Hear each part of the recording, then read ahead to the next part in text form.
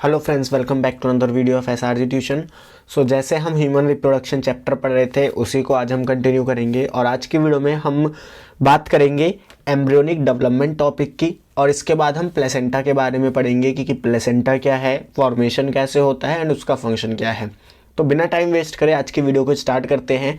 सो जैसे मैंने आपको प्रीवियस वीडियो में बताया था कि जो जाइगोट हमारा बनता है फर्टिलाइजेशन के बाद, उससे ब्लास्टोसिस्ट बनता है और ब्लास्टोसिस्ट का इम्प्लांटेशन होता है यूट्रस के अंदर। इतना पूरा प्रोसेस हमने कल की वीडियो में पढ़ा था।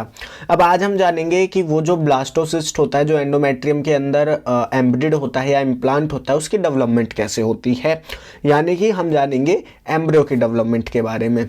सो जैसे देखिए यहाँ पे मैंने आपको दोबारा से जो हमारा ब्लास्टोसिस्ट है उसके इम्प्लांटेशन को दिखा रखा है और मैंने आपको बताया था इसकी जो आउटर लेयर होती है उसको हम बोलते हैं ट्रोपोब्लास्ट और जो इनर सेल होती हैं उसको हम बोलते हैं इनर सेल मास। और इन इनर सेल मास में से कुछ सेल्स ऐसी होती हैं जो नए ऑर्गन्स को डेवलप करती हैं, या फिर एपिब्लास्ट, हाइपोब्लास्ट, या फिर हमारी जर्म लेयर जैसे कि हमारी एंडोडर्म, मेसोडर्म, इनको बनाती है। तो उन सेल्स को हम बोलते हैं स्टेम सेल्स। अब होता क्या है कि फीमेल की बॉडी में ये जो ब्लास्टोसिस्ट इम्प्लांट हुआ है इसकी डेवलपमेंट होती है और डेवलपमेंट होती कुछ इस तरीके से है कि जो ट्रोपोब्लास्ट है वो दो लेयर में कन्वर्ट हो जाती है। कौन कौन सी? एक तो हमारी होती है सिनसाइटोट्रोपोब्लास्ट। सिनसाइटोट्रोपोब्लास्ट क्या करती है? क्रोनिक विलाय का फॉर्मेशन करती है आगे चल के।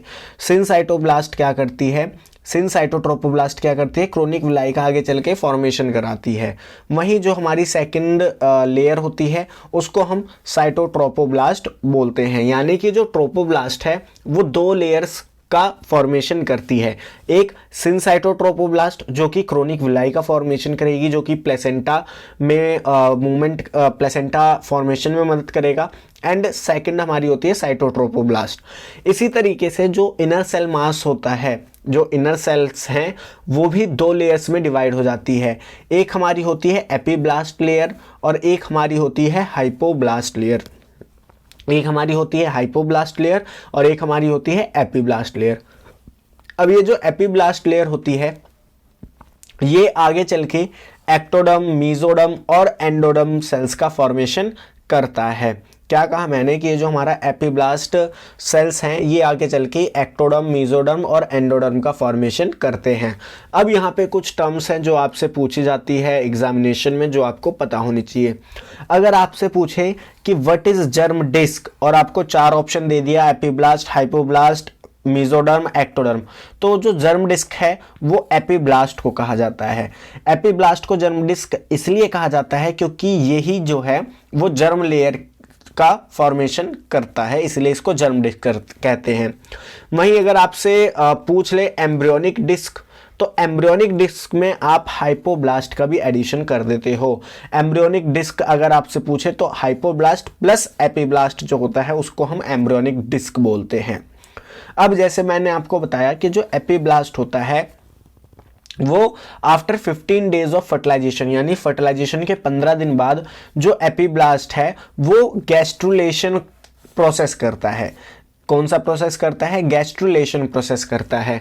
अब गैस्ट्रुलेशन प्रोसेस में एनसीईआरटी के बारे में ज़्यादा दिया नहीं गया है एनसीईआरटी में, और ज़्यादा बाहर एग्जामिनेशन में पूछता भी नहीं है, तो उसको हम डिस्कस भी नहीं करेंगे। सिर्फ आपको गैस्ट्रुलेशन प्रोसेस का मतलब पता होना चाहिए कि इसका मतलब होता क्या है। सो जो गैस्ट्रुलेशन प्रोसेस है इसका मतलब होता है जर्म लेयर का फॉर्मेशन, और जैसे मैंने आपको बताया कि जो एपीब्लास्ट है वही जर्म लेयर बनाता है बाय द प्रोसेस गैस्ट्रुलेशन। और कौन कौन सी जर्म लेयर बनेगी? आपकी एक्टोडर्म, मेसोडर्म एंड एंडोडर्म। अब अगर आपसे यहाँ से कोई क्वेश्चन पूछ सकता है तो वो ऑर्डर पे पूछ सकता है कि सबसे पहले कौन सी जर्म लेयर बनती है। सो जो order of formation of germ layer है उसमें सबसे पहले बनती है एंडोडर्म, उसके बाद फॉर्मेशन होता है मेसोडर्म का, एट द एंड एक्टोडर्म का फॉर्मेशन होता है। तो ये ऑर्डर आप याद रखना कि एंडोडर्म पहले बनती है, मेसोडर्म उसके बाद बनती है एंड एक्टोडर्म सबसे बाद में बनती है। अब हम आगे मूव कर जाते हैं और बात करते हैं प्लेसेंटा के बारे में कि प्लेसेंटा है क्या। तो प्लेसेंटा आपको पता है ये क्या करता है, जो मदर है यानी जो मैटरनल है और जो डेवलपिंग फीटल है, इन दोनों को आपस में कनेक्ट करता है, इन दोनों को आपस में कनेक्ट करने का काम करता है। Structural and functional unit between developing embryo and maternal body, यानी कि जो प्लेसेंटा है वो एक स्ट्रक्चर है और एक फंक्शनल यूनिट है। स्ट्रक्चर तो है ही है, साथ ही साथ एक फंक्शनल यूनिट है जो कि एम्ब्रियो या कह सकते हो डेवलपिंग एम्ब्रियो और मैटरनल बॉडी यानी कि जो माँ है उनके बीच में रिलेशन को इस्टेब्लिश करती है, यानी एम्ब्रियो जो भी डेवलप हो रहा है एम्ब्रियो उसकी ग्रोथ में मदद करती है। अब देखिए ह्यूमंस में जो प्लेसेंटा होता है वो हीमोकॉरियल प्लेसेंटा होता है। अब ये हीमोकॉरियल प्लेसेंटा होता क्या है इस चीज़ को समझ लेते हैं। Placenta in which maternal blood is directly contact with the chorion of fetus is known as hemochorial placenta. Hemochorial placenta में क्या है, जैसे मैंने देखो यहाँ पे मैंने आपको दिखा भी रखा है कि यहाँ पे होता क्या है कि जो डेवलपिंग एम्ब्रियो है या जो डेवलपिंग फीटस है इनके अंदर जो कॉरियंस है, कॉरियंस कहने का मतलब मैंने आपको बताया था कि जो ट्रोपोब्लास्ट लेयर होती है वो 2 लेयर में डिवाइड होती है और उनमें से एक लेयर क्रॉनिक विलाई का फॉर्मेशन करती है। तो जो क्रॉनिक विलाई है वो कॉरियंस बनाते हैं जो कि प्लेसेंटा के साथ कनेक्ट होते हैं। तो जो कॉरियंस होते हैं अगर ये मैटरनल ब्लड के डायरेक्टली कांटेक्ट में है, जैसा कि आप यहाँ पे देख सकते हैं कि ये मैटरनल ब्लड है और ये फीटस का कॉरियन है, तो ये दोनों एक दूसरे के डायरेक्ट कांटेक्ट में हैं। तो ऐसे जो प्लेसेंटा होते हैं इनको हीमोकॉरियल प्लेसेंटा कहा जाता है। अब यहाँ पे आपको मैंने थोड़ा प्लेसेंटा की स्ट्रक्चर भी दिखाने की कोशिश करी है, जिसमें आप ये देख सकते हो ये डेवलपिंग एम्ब्रियो है, ये एम्ब्लिकल कॉर्ड है जो कि एम्ब्रियो को फीमेल प्लेसेंटा से या फीमेल मदर से कह सकते हो अटैच करेगी, ठीक है। यहाँ पे एम्ब्लिकल आर्टरी है, एम्ब्लिकल वीन है जो ब्लड एक्सचेंज में मदद करेगी, और यहाँ पे फीटल कॉरियन है, ये मैटरनल ब्लड है। अब यहाँ पे आपसे जो क्वेश्चन पूछा जाता है वो पूछा जाता है फीटल बैरियर के बारे में, यानी जो मदर से ब्लड आता है, जो मदर से ब्लड आता है फीटस में, उसके लिए 3 बैरियर होते हैं। कौन कौन से? पहला है एंडोथीलियम ऑफ ब्लड वीजल्स, यानी जो भी ब्लड वीजल्स है उसकी एंडोथीलियम यानी कि जो लेयर होती है। सेकंड आता है वॉटन्स जेली, मैंने यहाँ पे आपको दिखा रखा है, ये जो ग्रीन ग्रीन के डॉट्स हैं ये वॉटन्स जेली हैं। और तीसरा क्या है? कॉरियन सेल, जो कि क्या करते हैं? मैटरनल ब्लड के मूवमेंट में मदद करते हैं। अब हम बात करते हैं प्लेसेंटा के फंक्शन की, कि प्लेसेंटा का फंक्शन क्या होता है। Act as a endocrine gland and release hormone like estrogen, progesterone, HCG, जिसको हम ह्यूमन कॉरियोनिक गोनाडोट्रोपिन हार्मोन बोलते हैं, और HPL हार्मोन जिसकी फुल फॉर्म होती है ह्यूमन प्लेसेंटल लैक्टोजन, और साथ ही साथ रिलैक्सिन हार्मोन। तो ये हार्मोन्स के नाम आपको याद रखने हैं कि प्लेसेंटा कौन कौन से हार्मोन जो है वो रिलीज करता है। अब यहाँ पे एक बहुत ही अच्छा क्वेश्चन बना जाता है कि प्रेगनेंसी हार्मोन इनमें से कौन कौन से होते हैं। तो अब हम मूव करते हैं और बात करते हैं प्रेगनेंसी हार्मोन की। अब देखो अगर हम बात करें प्रेगनेंसी हार्मोन की, तो सबसे पहले आपको ये पता होना चाहिए कि इन्हें प्रेगनेंसी हार्मोन कहा क्यों जाता है। इन हार्मोन्स को प्रेगनेंसी हार्मोन इसलिए कहा जाता है क्योंकि ये ड्यूरिंग प्रेगनेंसी ही रिलीज होते हैं, इसलिए इनको प्रेगनेंसी हार्मोन कहा जाता है। अब ये है कौन कौन से? तो इसमें HCG हार्मोन, HPL हार्मोन और रिलैक्सिन हार्मोन, ये 3 हार्मोन ऐसे होते हैं जिनको प्लेसेंटा सिक्रीट करता है और इनको प्रेगनेंसी हार्मोन कहा जाता है, क्योंकि ये सिर्फ और सिर्फ प्रेगनेंसी के दौरान ही देखने को मिलते हैं फीमेल्स में। अब वहीं हम प्लेसेंटा के फंक्शन की बात करें तो जो प्लेसेंटा होता है वो एक्ट करता है as a ultra filter. Virus infection of mother, example rubella virus and certain chemical may cause malfunction of placenta in developing fetal. अब यहाँ पे देखो आपको कुछ कंडीशंस बताई गई हैं जिसमें होता क्या है कि जो प्लेसेंटा है वो मल फंक्शन करने लगता है, और प्लेसेंटा के मल फंक्शन होने की वजह से जो डेवलपिंग फीटल है उसकी ग्रोथ अच्छी नहीं हो पाती, और कई बार फीमेल्स में मिसकैरेज जैसी कंडीशंस भी आ जाती हैं। एंड इसके रीजंस क्या हैं? इसके रीजंस ये हैं कि मदर को कोई वायरस इन्फेक्शन है, जैसे कि आपको रूबेला वायरस का एग्जाम्पल दे रखा है। एंड सेकेंड एग्जाम्पल दे रखा है कि फीमेल कोई ऐसा ड्रग ले ले, ड्रग से देखो वो ड्रग्स अलग होते हैं जो ले जाते हैं, यहाँ पे ड्रग्स यानी कि केमिकल्स की बात हो रही है, ठीक है। तो कुछ ऐसे केमिकल्स ले ले जो प्लेसेंटा को किसी गलत तरीके से इफेक्ट कर दे जिसकी वजह से प्लेसेंटा खराब हो जाए।